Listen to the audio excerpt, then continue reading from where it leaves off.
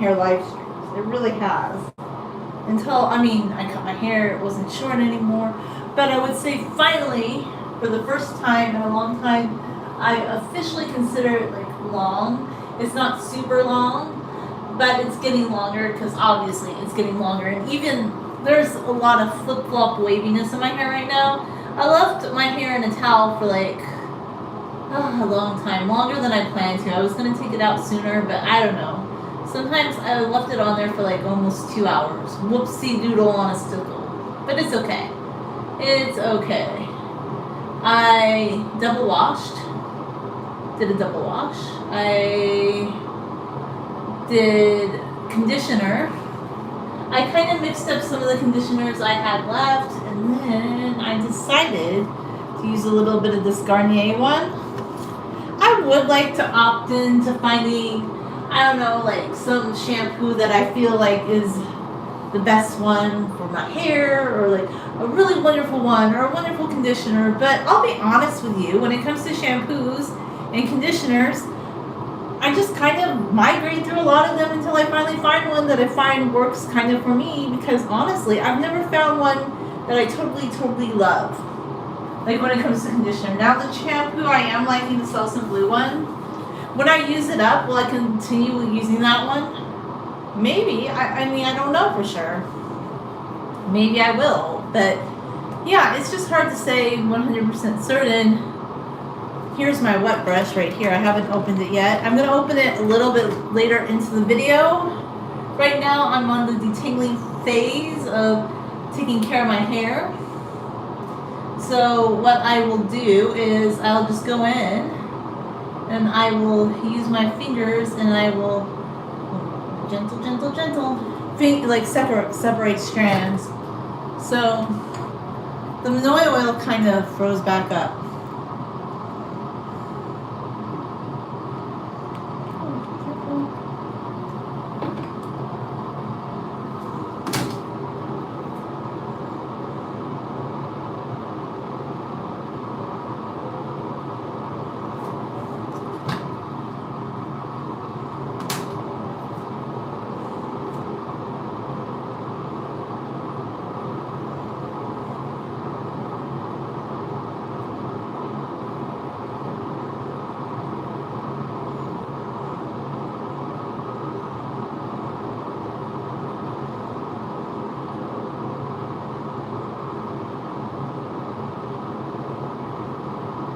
I feel like when you do the strand separation, I do not squeeze water out of my hair because I actually like my hair having water in it as I'm combing it out. I'm also kind of migrating away from edited content, so I'm still going to do a few edited videos. Like, I'll do a few videos that are edited here and there, but I'm going to find, just as the weeks go by, I feel like my edited content is going to be kind of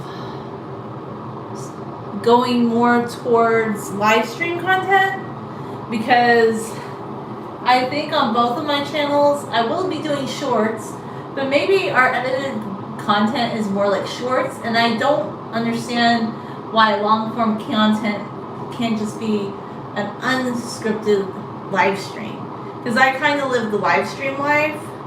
I'm not, and I just want to like talk about my hair and talk about other stuff, and that's what my live streams are about. So I'm drinking this tea. I'm a coffee lady. I don't care what anybody thinks about that. Coffee, I know people love their tea. I mean, this is good, but honestly, I just kind of drink tea more when I feel like I should be drinking some water. But I'm not the biggest fan of like just plain water. And I feel like it has to have a little bit of flavor to it or something. And I honestly prefer coffee with almond milk. I just don't like to guzzle big bottles of water. I know everybody's like, you need to drink lots of big bottles of water. But sometimes I just feel like I'm more apt to actually drink water if it has like a good flavor to it, and if it's in a smaller container. Like, you put a water in a big container like that, it just makes me feel like, I don't want to drink you as much. I will put you in a glass, okay? And I also think water consumption, like, can we just say it's not like they over push it.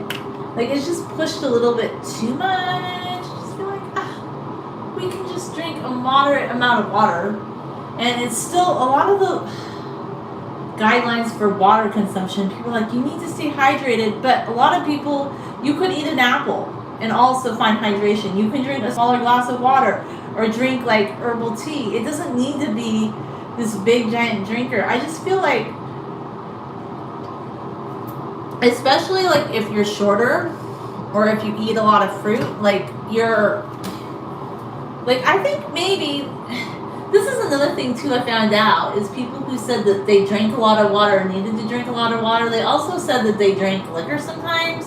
So, I mean, not everybody, but I can't help but wonder, maybe there's something else that they're doing that's very dehydrating in their life where they need to rehydrate. But I just feel like, where is the moderation on this? Where is the moderation on this? Like, I wish they would stop acting like you need to have this big container of water with you that you must carry. And honestly, I don't like to carry a lot of things with me. I'm not gonna like carry some big bottle of water around with me.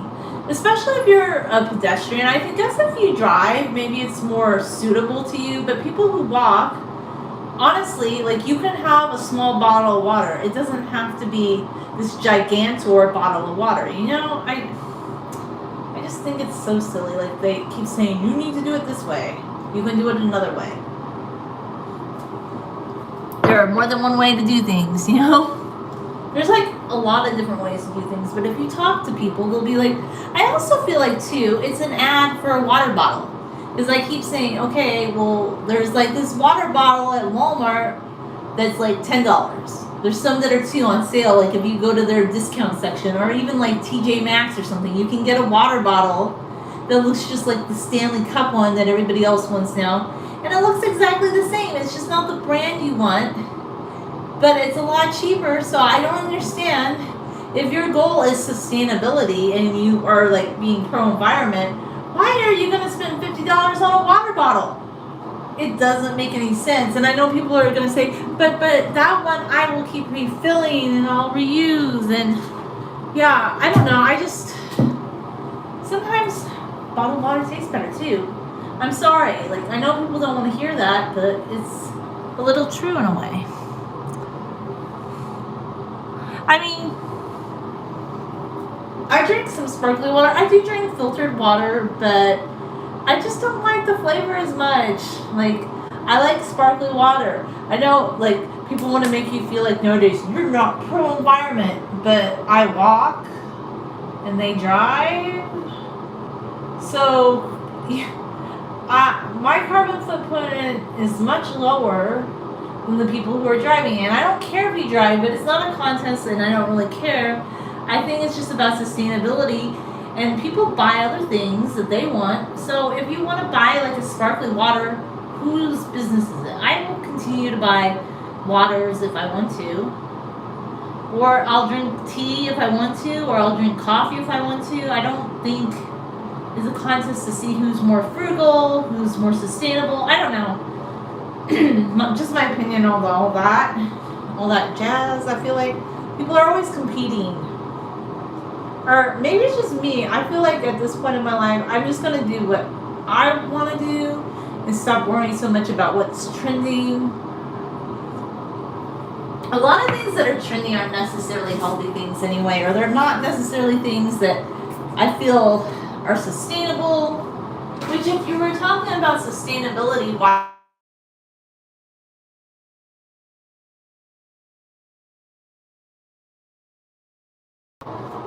do we promote things that are not sustainable? Like, it used to be the Hydro Flask, now it's the Stanley Cup. You can just have a regular cup, a small cup of water. You don't need to have like this big giant serving of water. You can just drink like a normal sized amount of water. I don't feel like people need to feel like, oh my gosh, you need to drink like this big thing of water. Or you could have a cup of coffee. Or you could eat some grapes. Or you could have an apple. Because I've noticed a lot of the people that keep talking about hydration, they eat far more dehydrating things, like, I don't know, like maybe they're just not getting hydration in other parts of their life, so they need the hydration in the water. But you can also sometimes consume too much water. And I don't know, I don't want to get into debates with people about the hydration thing, but I just feel like it's getting a little too silly.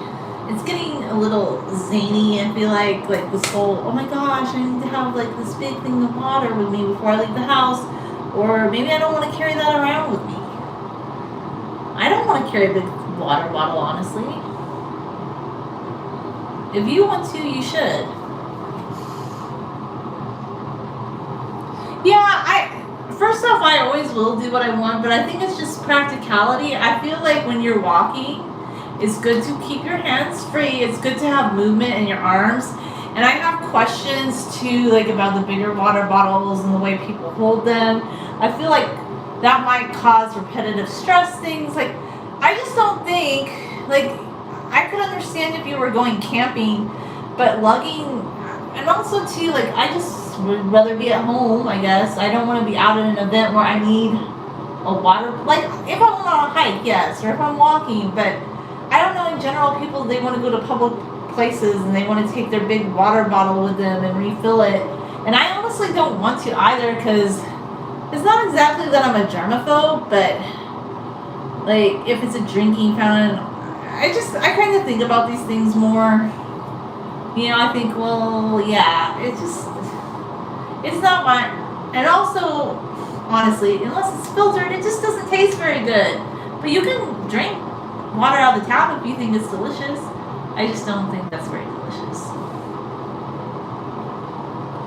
So I'll drink filtered water, but sometimes I think in the form of an herbal tea and in a nice cup that's not overwhelming you and not like feeling overburdened, like it's so much nicer, and you can just sip on it. You don't have to guzzle it.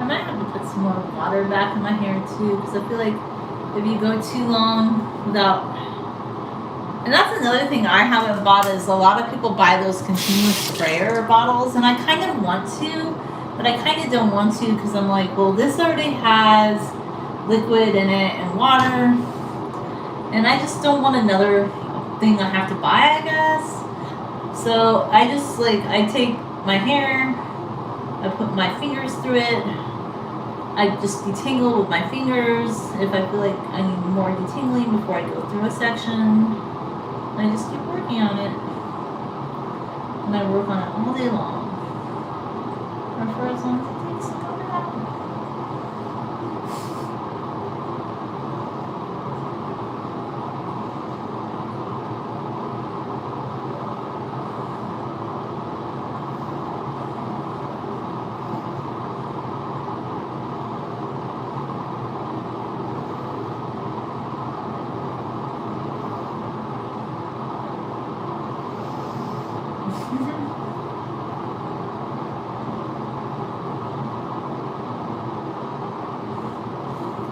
I'm thinking about, I'm not going to delete Instagram. I'm going to keep Instagram. Like, I don't ever want to delete it. But I'm thinking about switching over to another platform where if people want to message me about hair content, that they'll have to pay for a subscription. This is something I'm considering, okay? Where it's not going to be the kind of content that they think I'm going to put out. I'm not going to put out like spicy content. But I'm thinking, yeah, because that's just kind of my thought right now with the whole Instagram thing. It's not going to be spicy or like, but I'm thinking, it's just kind of, my thoughts are, I might make it a platform where people could buy a subscription if they want to message me and whatnot. I don't know. I might not do that either, because that's a lot of work. I think I just like YouTube. I thought about maybe, I do a Patreon where if you want to message me and talk about hair, but to be honest with you, the more I think about it, I'm like, nah, because I'm not a chatter being. Like, people love to message and texty, and talk and message, but I'm just here to share my YouTube videos. I'm not here to message everybody.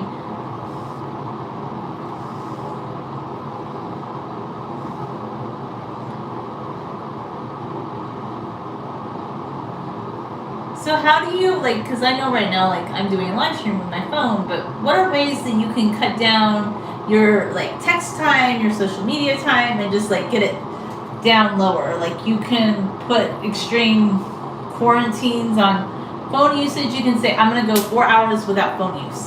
And you go, bam, and you go hard on it. You're just like, this is 4 hours without, and I do that sometimes, or 2 hours without phone use.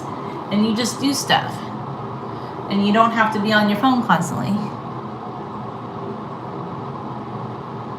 I don't want to stream on Instagram, though. Reason being is because I have my own followers here on YouTube. That's why I don't really do it there, because I have my channel here, and Instagram doesn't give me incentives to live stream there. So that's why there will not be live streams on Instagram. To be honest with you, I'm gonna go towards platforms that incentivize, like, wanting to do a live stream. For me, there's really no incentive to want to do a live stream on Instagram. I prefer YouTube, or I don't know, probably just YouTube right now. Probably just YouTube. I'm not, like, too keen on Instagram. Like, Instagram doesn't really give me a lot of incentive. Like, I don't mind sharing things there, but I'm gonna share things towards platforms that are more rewarding for me personally. And the returns on Instagram for me personally are not super high, so not a lot of incentive to always post on there, which is why, if you notice, I don't post there as much. I do, but I don't. I mean, I don't mind, but I prefer YouTube, honestly. I was thinking about creating a subscription where people had to pay if they wanted to pay, and like something that would kind of replace Instagram. But I'm not sure I want to do that either, because I just kind of like YouTube, and that is a lot of extra work. Honestly, I just like YouTube, to be honest with you. Instagram's kind of like if you want to know what I'm up to on the YouTubes. That's the only purpose for Instagram for me. And that's the only reason I made one, to be honest with you. I didn't make... And can I be honest? Because I'm the honest one. All the people you follow on Instagram, they're doing the same thing. They are doing the same thing. I just tell you the truthers. Because other people are going to be kind of coy about it. And they're going to be like, oh, like, I just happen to be on here. But they're very strategic about how they're using Instagram so they can get brand deals. Do you think somebody with 1 million followers on Instagram is just doing that for funsies? No, they're not, okay? I mean, I do enjoy doing social media. It's not that I don't enjoy it, but I'm telling you, people don't just post on it, like, just for fun. Like, there is incentive to do it, and the ones who do it on Instagram that have a lot of followers like that, if you notice, they have a lot of product placement. And that's because they get sponsored or endorsed to do those things. So I'm just saying, people will post more on the platforms that incentivize them to post, and Instagram gives me very little reason to want to post there often, I guess. Like, to be honest with you, I just like my YouTube better. Instagram's just kind of like promotion for what I do here. I tell you the truth, that other people, they'll act more subtle and coy about. I can't help it. I'm a Libra. Libras balance everything, and we're truth seekers. So, yeah, when you have a Libra on top, you're just going to hear the truth. It's just kind of how it is. We don't, like, beat around the bush. We don't play the subtle game. Like, we are just honest and direct with you. We're like, this is how it is. This is why people do that. And that's the truth, please. Like,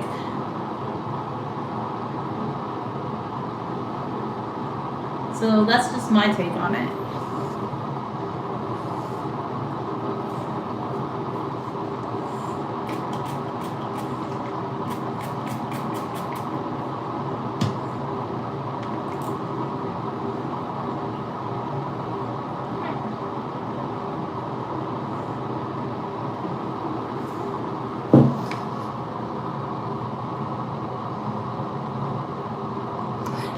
me, YouTube's the best. I think some people really like Instagram better. I think YouTube's the best if you do like to do long form live stream content. And I still do want to make edited videos. Like, don't get me wrong. It's not that I never want to post an edited video. It just, to me, it comes down to time. And I'm always going to be doing what's most judicious with my time. And if I still want to be on social media, I don't live by the rules that I feel like, okay. I feel like some of the edited video people wanted us to think up until recently when YouTube showed them that it wasn't true because they're pushing out the shorts and they're pushing out the podcasts. They wanted you to believe that only like really highly produced long form content was going to be doing well on YouTube, which isn't exactly the truth because, well, YouTube's pushing its shorts feed. So I just had to kind of call it on that. But the truth is, other people, they just keep posting if they want to. I think at the end of the day is, yes, some of it's about, are you having fun doing it? That's a big part of it. But also, too, like, what are the incentives for it?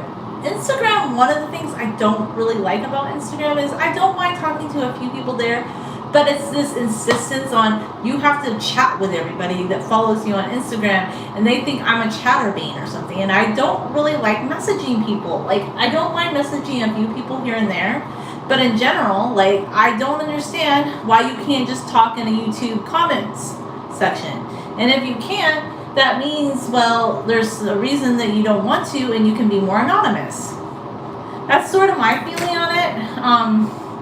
Like, there's a couple of people I just genuinely like talking to, so I have a sustained conversation with them on Instagram. But the other people, I don't really have a sustained conversation with them because, honestly, I don't know, I just don't want to be chatting with everybody. That's just not my life's purpose, and when you have things to do, like, it's just not feasible to chat with everybody, you know? But you just get so many messages, and it's super overwhelming to me, and that's one thing I just don't really love about Instagram, is that there just seems to be this push to have to comment. And, you know, there are things about TikTok I don't love either. I am still going to post on TikTok, but I'm scaling that way back, because I was thinking, oh, I want to do more, but I'm like, no, because the things they're promoting as viral, to me, are just weird right now, or people get really upset if you comment on something, and I'm just not into it that much. I just like YouTube in general the most because I have the best interactions on YouTube, and Instagram's cool, but I don't want to be on a continuous chat platform. I feel like a lot of people just want to chat on Instagram, like they want to be messaging each other or something, or doing a lot of messaging. And it's just not really what I want to do. Like, if I wanted to message people, there are people I can message. I feel like Instagram kind of snapped us into having to do that message feature. And I don't want to be rude and take it away from people, okay? Like, I like you following me, but I just wish there was a way people could follow you without always having to receive messages about it. You know what I'm saying? Like, that's kind of my feeling on it. Like, that's a big part of my feeling on the whole Instagram thing is, like, why does the messaging component have to be so big in it? I mean, I don't know. I mean, you can just, there are people that do other things, like, where they have more like a standardized business message, where they reply to people in a business form or a business manner, but I don't claim to be a business, I'm just a creator. So I'm in a season of my life right now where I'm just not, like, there might be times that I'm more into wanting to reply to messages, and I feel like, you know, if I'm waiting somewhere. But in general, if I'm home, I'm doing things, and I just don't feel like I have the time for that. Like, unless there's a few people I genuinely love talking to, but in general, I'm just not. Like, so a few years ago when they kept saying that I needed to go to Instagram, I kind of was thinking, I don't know why. Like, I started posting there more because I thought, well, maybe this is something that would help my YouTube channel, but I feel like each platform's a little bit different, and right now Instagram's just not giving me an incentive to really post there a lot, like a lot of posts in general. Like, I just don't get a lot back from Instagram, to be honest with you. I feel like I just get more back from YouTube. But some people feel differently. Some people feel Instagram really enriches their life in a way. I don't know. I feel YouTube just is more sustainable. But they're all social media, by the way. Like when people are on YouTube and say, oh, I finally deleted social media. YouTube's social media. Any website is social media. It's like, that's just a trending thing to say right now. Like people are like, oh, I got a social media. For me, you just have to scale back what you do on social media. It's not getting off of it. It's just like, you don't have to like engage with every part of it, or you can put limits on it. Because it could be like with anything. It could be like that with television back in the days when more people were watching broadcast TV. It could be like that with the radio. It could be like that, I don't know, with buying soda pop. It could be like that with anything. But the point is, I don't think everything has to be a major thing all the time. Anyhow, I guess that's my only take.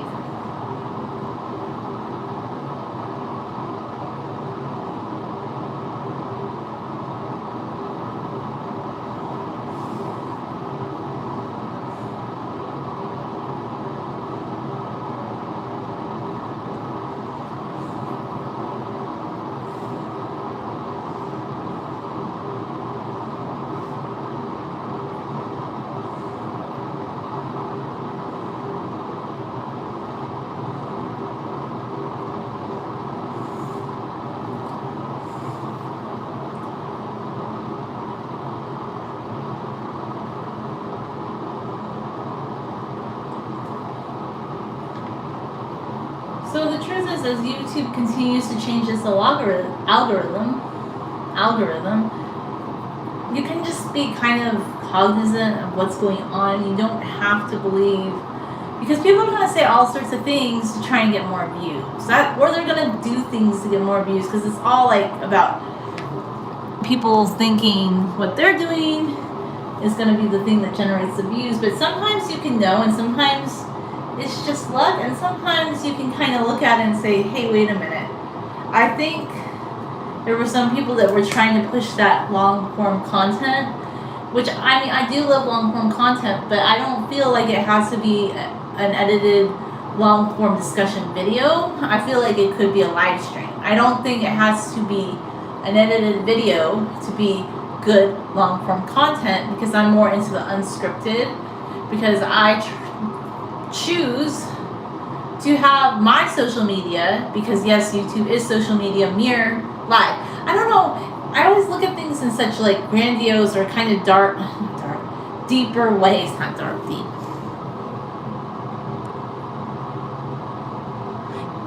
Yes, and yeah, I guess that's kind of true. Like, but some people, they pretend that they know why.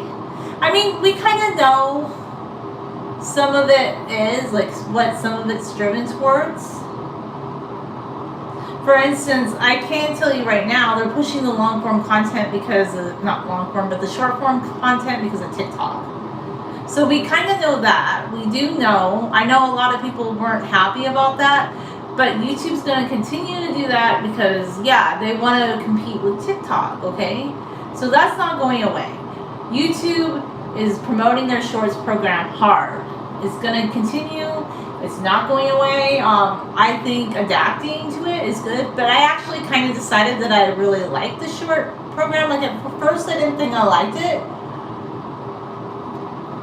but then I realized it wasn't necessarily what other people were doing with the shorts that I liked, but I remembered like the kind of videos that were popular back in the day. So I guess the thing I liked about the shorts feed was it kind of gave me back that nostalgia for YouTube, where people would just post a short video here and there, and it didn't have to be like this cinematic production. You know, I don't know. I mean, sometimes I do like to edit a video, but I just want to do things that are sustainable. Being sustainable to me is just more important than like producing a certain type of video.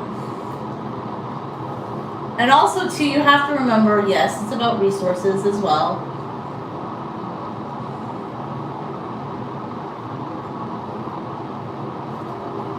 But yeah, some of the algorithm, nobody's gonna know the exact reasons behind it.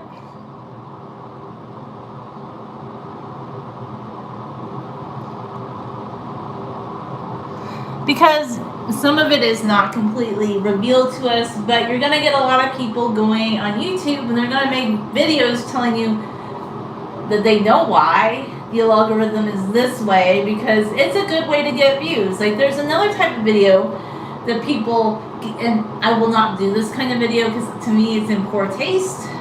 It's about how much money you make on YouTube. I think that's kind of gross because I guess I was brought up in the generation where you didn't talk about money. Like I just find it kind of strange. And then and it's also this thing where people are like, money transparency, and they want to talk about how much it costs for this and that. Like I'll talk about certain things, but I feel like some of it's kind of gross. Like sometimes I don't think you need to reveal exactly how much money you made on YouTube, and it doesn't matter anyway because it varies. Because let's say it's a very American-centric thing, by the way, because if your content's being mostly promoted to an American audience, then you're going to make more money than somebody who might have really good DIYs or have really good long-form content that is edited, but it tends to appeal to an audience in like what's considered a developing country. YouTube pays more for that. It's very American-centric, okay? Like the advertising is. So, and I discovered that because my viral video, it made pretty good money, but it didn't make money like some people where their video trended harder in like in a Western country. So that's the truth. And I think that's kind of dumb. Like I don't know why, but that's just the way that YouTube values their viewers, I guess. Like, but that's all the thing I'm going to say about money, really, about it. But it varies because if you decide to talk about like financial, health and wellness, like things that people buy a lot of, exercise, you're going to make a lot more money for that because those are going to be ads and views that are generated towards a certain audience that's probably more located where, like in the US. And that's just the truth. If you have any kind of content that might just resonate more internationally in like what's considered the developing world, for some reason it's not really fair, that just doesn't monetize as well. It could get just as many views, it could be just as popular, but because of the subject matter, let's say hair oiling. Hair oiling is very cool, but I don't think a general U.S. audience gives a whoop-de-doo about hair oiling, okay? And I'm talking more about Ayurvedic hair oiling, not like what you're seeing. I do kind of see some crossover now, like, yeah, you're seeing more hair oiling, like, with mainstream products. But in general, like, do you think most people give a whoop-de-doodles about hair oiling or, like, how hair oiling is good for health? I don't care. I mean, and I don't even do like exactly Ayurvedic hair oiling. I just have a lot of respect for it because I know that it works. And that's a lot of coconut oil that just came out of my hands. I don't know if I want to put that much in her hair or not. I'm afraid it might be too much.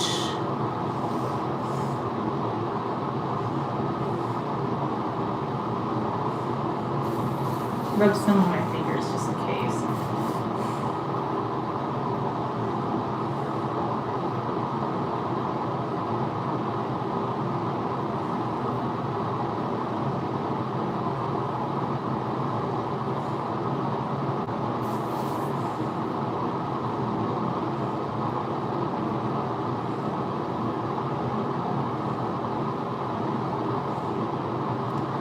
So it has a lot to do with your subject matter, how you create a video, your editing, and those are all admirable things.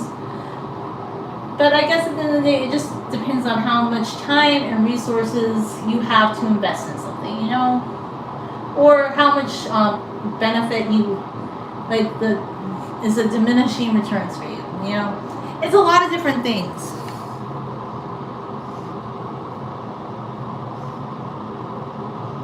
It's just, it comprises of many different things.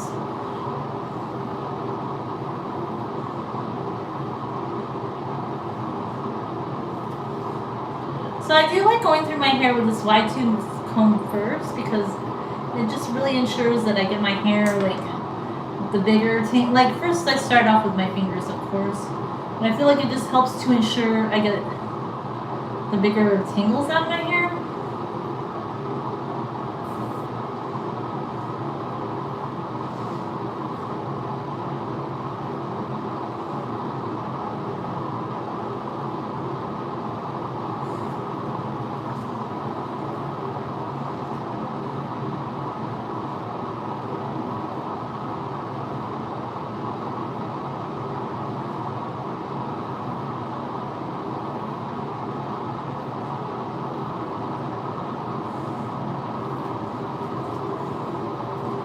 Okay, the piece de resistance. What did I want to share today?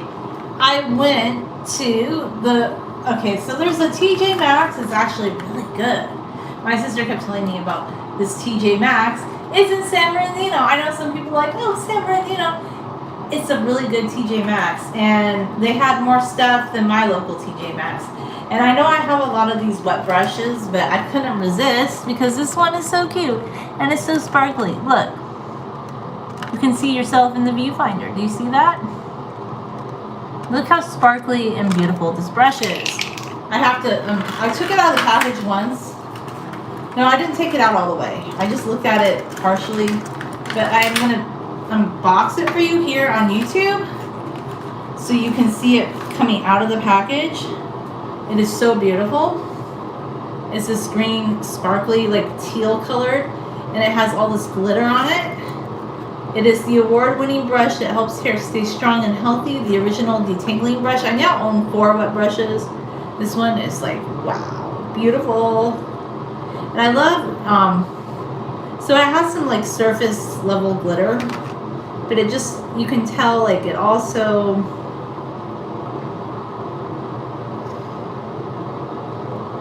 I'm gonna rinse it out though, just to make sure. I don't know if it got used in the store or not.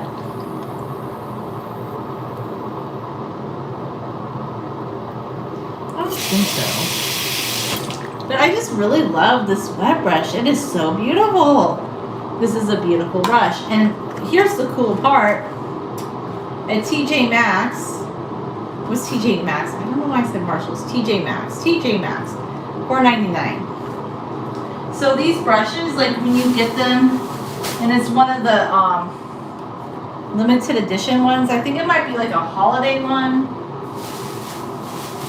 So anyhow, these particular brushes like are like $9.99 to $10 at the store. Just go to TJ Maxx, man. Like you will find a wet brush, and they're cuter because the ones at Walmart, like when I bought a wet brush there, they were just plain, like, I think they had some fun color ones, but they weren't as fun. Wow. It just glides through your hair like butter. It glides through your hair like butter. Oh my goodness.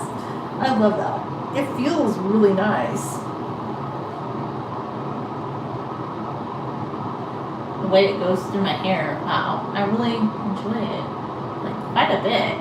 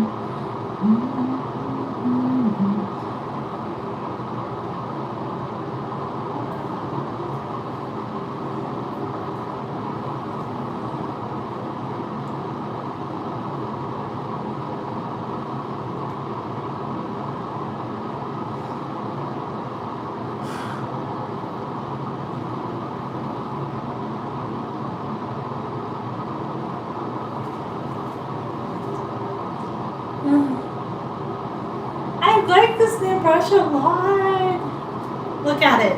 Look how pretty it is. Shiny. Beautiful. Oh my goodness. I just really love this new brush a lot. A lot. This tea's pretty good too.